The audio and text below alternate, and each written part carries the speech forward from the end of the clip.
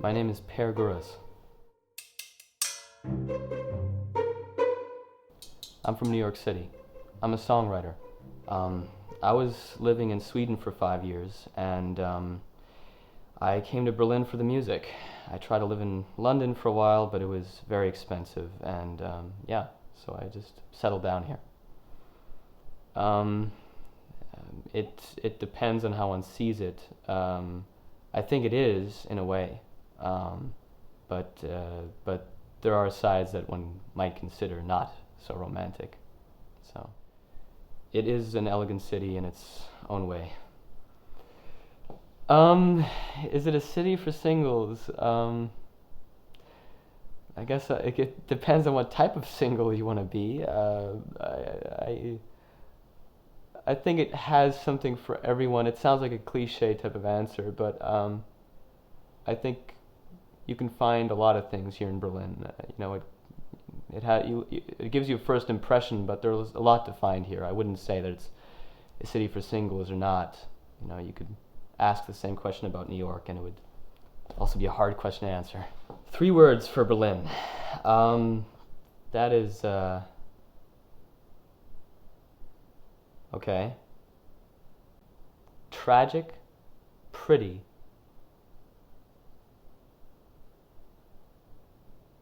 crazy. The best and the worst of Berlin are very interlinked with each other, as in they're close to one another. I think one of the best things about Berlin, and this might sound a little depressing perhaps, but I remember I had a teacher in school who told me, if you're ever in Berlin, go to the Gedächtniskirche and look at it, and really try to look at it. And I did. I went there, and Berlin has a strange charm to it that between the cracks of hedonism, the cracks in the asphalt, you see broken images of terrible pain and suffering, and they're still standing there. You still see the wall in some places. You see Gedenkstätte. You see, like if you're walking in Charlottenburg and you're walking, it's a sunny day, and you look and you step on this metal thing on the floor and you look at it, and it's 2 names of people who were taken out of that building, and I get a little emotional when I think about that. But that's, I think, for me, one of the most beautiful things about Berlin is that it has this strange dynamic between this celebration of life, but also this constant reminder. And the worst of Berlin is the product of that. I think the lostness that Berlin celebrates. To give an example, I was on a train once, and a girl came up to me who was about my age, and I could see her veins, because after a lot of prolonged period of drug use, you can see the veins. And she could speak 5 languages. She was intelligent, and she had this thing of the band Tool, and I said, I like that band. And she just looked at me, and we were talking, and she left the train, and I saw this old woman looking at her, shaking her head, like completely. And she ran back on the train just like the last second, and she gave me her name. She looked really nervous, and she'd written her name on it. I think her name was Lila, or something like that.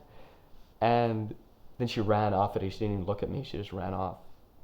And I had a hard time not being emotional after that.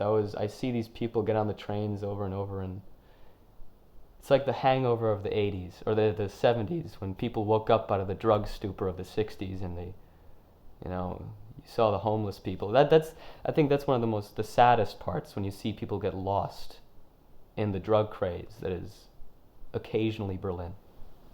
Is it a transition city? It is a city of transition, perhaps, but is it a transition city? For many, I'm sure it is. For many, it is. Most likely. A place where you can find yourself, perhaps, and then go somewhere else, and I don't know. But I think it is. I think it's both. Well, a city of transition and a transition city.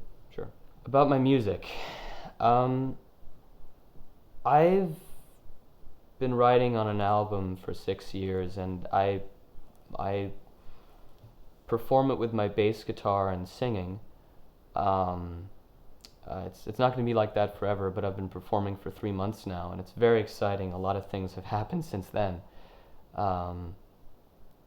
This interview being one of them. And I like to make music. I love lyrics. I love writing lyrics. I've always been a writer. And my music is minimalistic, very rhythmical, but I just love telling stories. It's something that I do with a passion, and yeah, that's the short version when it comes to my music. When I first started writing music, I think I took myself. I was very ambitious. I wanted to write. I'd just been out of school. I didn't like school too much, and I wanted to make a statement somehow. And then, I didn't have my voice. I had a lot of great ideas, I think. But nowadays, I think I've become more, where I respect, I think, I don't want to say so much about society and all that. I think it's very unattractive when you want to deliberately say that. I don't think it's very artful. But I think I respect the characters that I tackle in the songs, and I try to understand them, and I think that I've grown more grounded and more a little more respectful towards my own art in a way. So yeah, it's cut away all the fat. That's how I feel. Quality. I believe that I'm very tired of a lot of things, and I have again been working on this thing for 6 years now, and I want to make a concept album that is very fun and cool, and you can get lost in. You can absolutely get lost in. And we're living in a time right now where it's quick disposability, as in you get something, and I don't critique that necessarily, but I don't want to I don't think that philosophy should be transposed into art. I think that's very dangerous. I think that if you don't respect that, so what motivates me is that I want to create something that is rigorous, that really just cuts to the core of what I think is important to talk about, changes the narrative, and yeah, is honest above all other things. And I think that's one of the hardest things to do. But yeah, it's just it's challenging myself, trying to deal with my own problems as any artist with the underlying motivation is to understand oneself and be at peace with some things. But I just want to make something that's ambitious and in a way that I don't think has been done in a very long time. So yeah, that's why. That's what motivates me. That's a good question. What I've gotten so far from Berlin is that it forces you to. It's a very nice place to find yourself a little bit. It's just. It gives you a sense of openness, and where you're not allowed to be afraid to fail. It's a crazy city, and it has something. It's very hard. And what do I have to give to Berlin? I think I have some structure that I could give to Berlin with my music. I don't belong to the traditional crowd of Berlin musicians. I don't consider myself a part of it necessarily, but I enjoy it nonetheless. Like someone who is, you know, doesn't necessarily belong, but feels like there can be some interchange. There's a freedom about the Berlin art scene that is lost and abstract and has no direction really, and there's a freedom to that. And I feel like I come with a very clear direction, with a very clear narrative, and that can be healthy as well, but one needs both. So that's where I feel there's a healthy balance in Berlin and me in that way. I think that I would like... That's a very interesting question. Like what I would want to, what effect would I want to have, like specifically? Direction.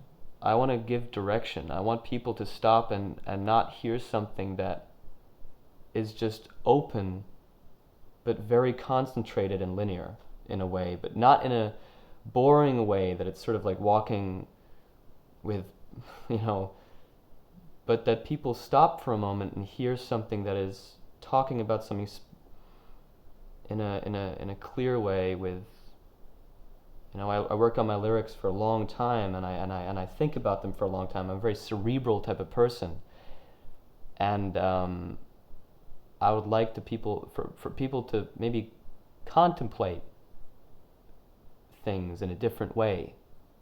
And I know that's a very vague answer, but it's a massive question, like how I would want to, what footprint would I want to leave in Berlin.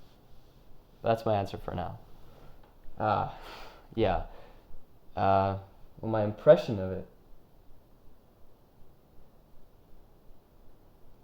This is where it's. I think education is a double-sided sword, because I actually read. It was Ernst Gombrich I was reading, who wrote The Story of Art, and the first thing I thought when I saw that was, I think there was a movie where they were discussing a picture just like that. It was these two art connoisseurs, and it was like, the genius of this photo is, what does she look like from the front? You can see her, can't you? You can almost see, and they were just talking about it. So the first thing that popped into my mind was like that scene in that movie. But what would I think when I see that? It's a different world. I don't know. It's like that world doesn't exist anymore. It's just I don't know. That's what I feel when I see that. Sort of melancholic guy. Flowers for Algernon, written by Daniel Keyes, is probably my favorite book of all time. Yeah, and I've read a lot of books. I love books. So yeah, that's a story about a guy who is mentally challenged, and he needs to write progress reports, and you see how he sort of undergoes a change. That's my favorite book. That's a book I would recommend. So my last words are that I think Berlin is a very special place with some hidden aspects to it, and there's a depth to this place that is hidden below the surface, and it's cheap still, which is very good. But I've gotten to know a side of myself here that I don't think I would have learned in other places. In other places, you feel like you get lost in the crowd. Here, you feel like you're part of the crowd in a way. It's not lost, really. I got over my fear of failure here. People are very warm and open here. They're not as elbowing each other. So for those people who have confidence issues, I think this is like a great place, a very supportive place. And it's influenced the way I see things. Not that much, but enough to have made a difference for me. And I've met some great people here. Some really great people. So I'm grateful. I'm really grateful, and see what's in front of me. It's gonna be fun to see this perhaps one day and look back and like, huh, just sort of like, it'll be fun. Thank you.